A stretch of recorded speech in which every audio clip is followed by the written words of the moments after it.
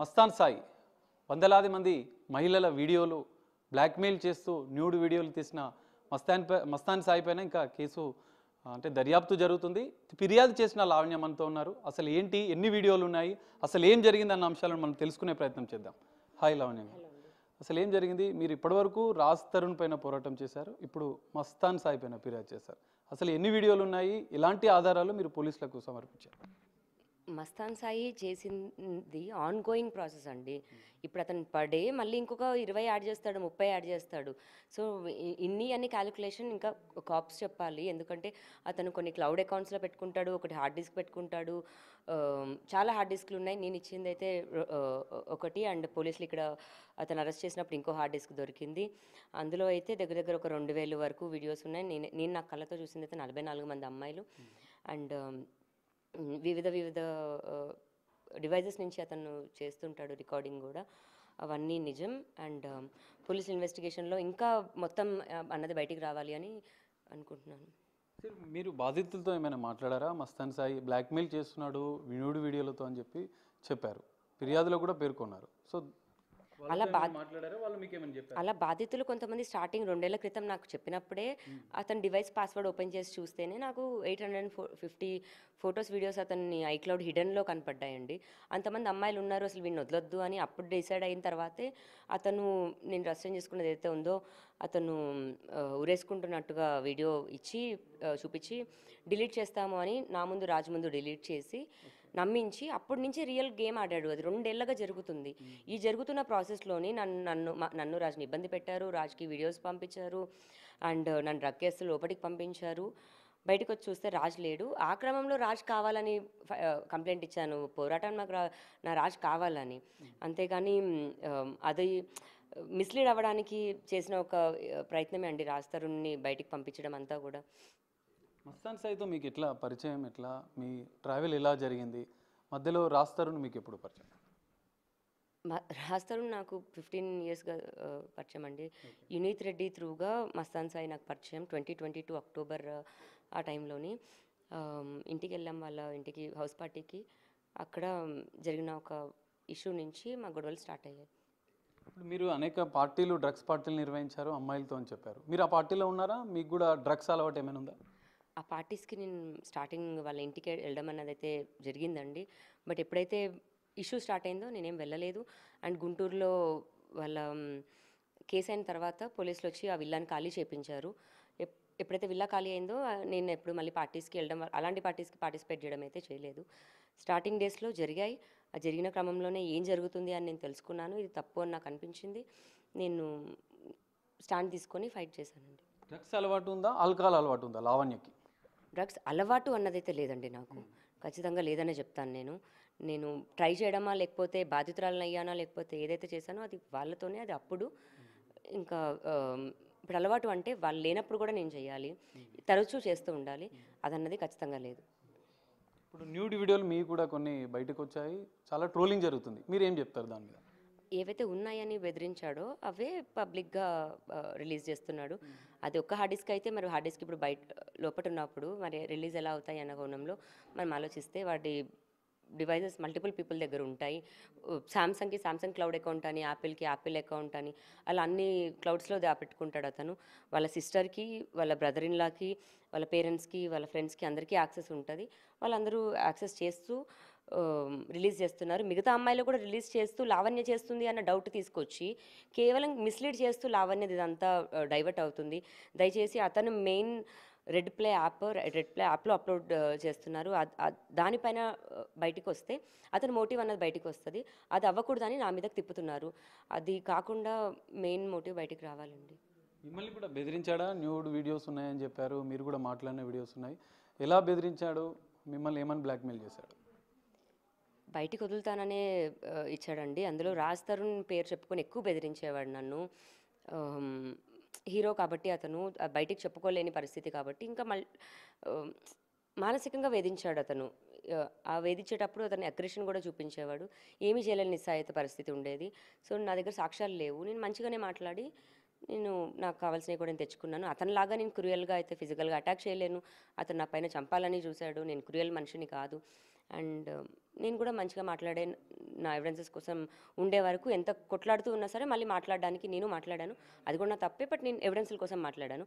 ఇక మీదట అతను ఏమున్నా సరే ప్రాణం పోయినా నేను మాట్లాడను. ఇట్లా ఆధారాలు ఈ వీడియోలో హార్డ్ డిస్క్కి సంబంధించిన ఆధారాలు మీరు ఎట్లా సేకరించారు లావణ్య, ఎట్లా ధైర్యం చేశారు?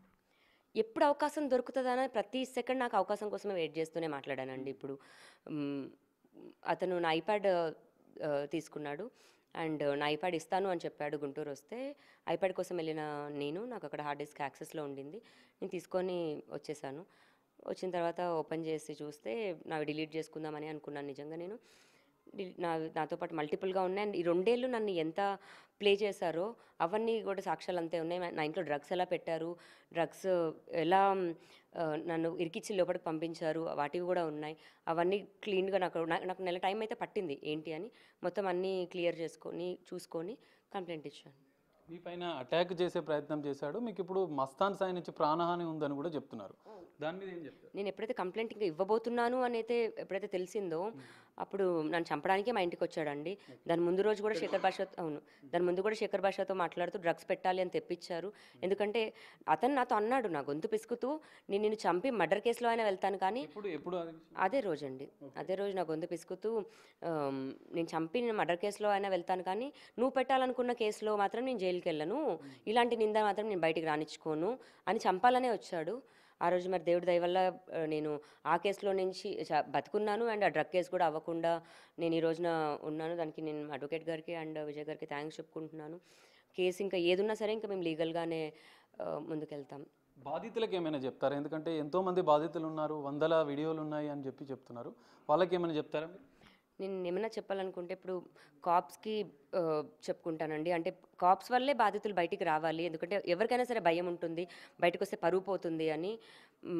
బయటకు వచ్చి నన్ను నేను ఎంత కోల్పోయి ఈ రోజున ఒక ఇంకా ఆ వర్డ్స్ కూడా ఇప్పుడు నేను అని మళ్ళీ లావణ్య ఎలా మాట్లాడుతుంది అన్నదాన్ని కూడా నేను రాదలుచుకోలేదు. నా జీవితం అయితే నాశనం అయింది. ఈ రోజున వాళ్ళకి సంతోషంగా ఉండొచ్చేమో, ఉండనివ్వండి. బట్ ఇంకొక అమ్మాయికి అయితే రాకుండా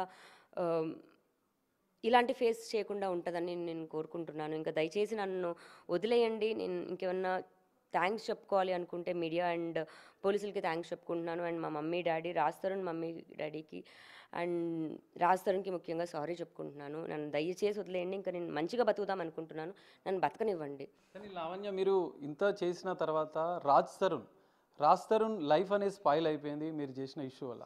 కానీ ఇప్పుడు మీరు సారీ చెప్తున్నారు, మరి ఏం చెప్తారు దాని మీద?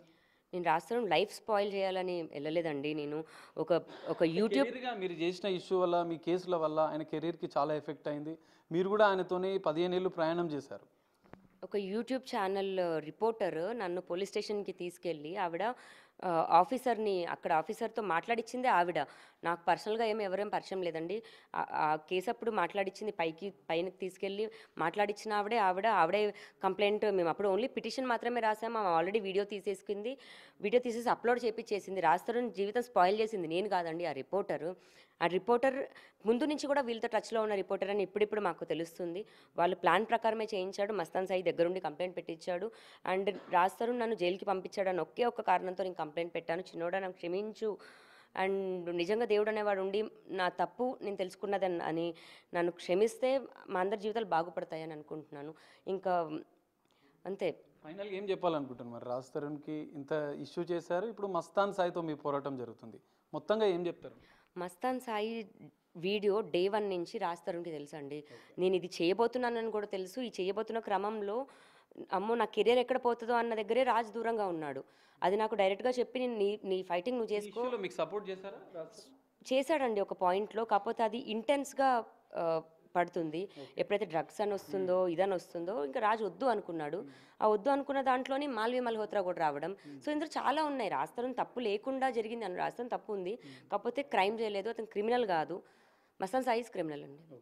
ఇప్పుడు రాజ్ తరుణ్ ఇంట్లోనే మీరు ఉంటున్నారు, మరి ఇప్పుడు మళ్ళీ ఆయన కోరుకుంటున్నారా? ఇప్పుడు క్షమాపణ చెప్తున్నారు, మళ్ళీ వస్తాడని మీరు భావిస్తున్నారా? ఫైనల్గా అంటే ఇల్లు ఆయన పేరు మీద ఉంది కాబట్టి ఆయన ఇల్లు అంటే నేను కాదని నేను అన్ను, కానీ మా ఇల్లు అండి. మేము కలిసి అంటే ఇల్లు వచ్చాక నేను జీవితంలోకి ఏం రాలేదు. ఇన్ని సంవత్సరాల నుంచి ఉన్నాం. మా అనుకుని ఉన్నదాన్నే నాకు ఇప్పటికీ నా రాజే అనుకోవడానికి నేను మాల్విని అయితే కన్సిడర్ చేయలేను. నా రాజు అంతే. ఇప్పుడు నా పక్కన లేకపోవచ్చేమో, నా మనసులో నుంచి ఎప్పుడూ పోకుండా అయితే లేడండి. నేను నా సబ్‌కాన్షియస్ మైండ్‌లో కూడా నారాజు ఎప్పుడూ నాకు 100% ఉంటాడు. ఫైనల్‌గా మస్తాన్ సాయి కేసు ఇంకా దర్యాప్తు జరుగుతుంది. రిమాండ్ అయిపోయారు. మళ్ళీ పోలీసులు కూడా కస్టడీకి తీసుకొని విచారిస్తున్నారు. మస్తాన్ సాయి వెనక ఎవరైనా ఉన్నారా? ఫైనల్‌గా పోలీసులు మీకు న్యాయం చేస్తున్నారని అనుకుంటున్నారు? పోలీసుల పైన నమ్మకం ఉండే నేను పోలీస్ స్టేషన్‌కి వెళ్ళానండి. ఇప్పుడు ఎటువంటివి ఏమైనా వాడి ఒకవేళ హార్డ్ డిస్క్‌ని మిస్‌ప్లేస్ ఏది చేసినా సరే, అతను ఎంతమంది అమ్మాయిలని ఏం చేశాడన్నది నేను కోర్టుకైనా నేను ప్రూవ్ చేసుకుంటాను. లీగల్‌గా ఆ ఫైట్ అయితే ఎప్పటికీ ఆగదు. ఎందుకంటే ఆహ్, వాళ్ళు హ్మ్, నీచంగా మాట్లాడి నీచంగా చేస్తున్నప్పుడు నేను కూడా ఆపను. థ్యాంక్స్ అండి. ఇది లావణ్య చెప్తున్న విషయం. మస్తాన్ సాయి పైన తన న్యాయ పోరాటం అనేది ఖచ్చితంగా కొనసాగుతుంది. రాజ్ తరుణ్‌కు మాత్రం క్షమాపణ చెప్తున్నాను. ఆయనే మళ్ళీ నా జీవితంలోకి వస్తే నేను యాక్సెప్ట్ చేస్తానని చెప్పి లావణ్య చెప్తున్న పరిస్థితి. కానీ వందలాది మంది జీవితాలను నాశనం చేస్తున్నటువంటి మస్తాన్ సాయి పైన తన పోరాటం కొనసాగుతుంది. ఖచ్చితంగా శిక్ష పడే వరకు తను పోరాటం చేస్తున్నానని చెప్పి లావణ్య చెప్తుంది. కెమెరామెన్ సంజుతో కలిసి సాగర్, బిగ్ టీవీ, హైదరాబాద్.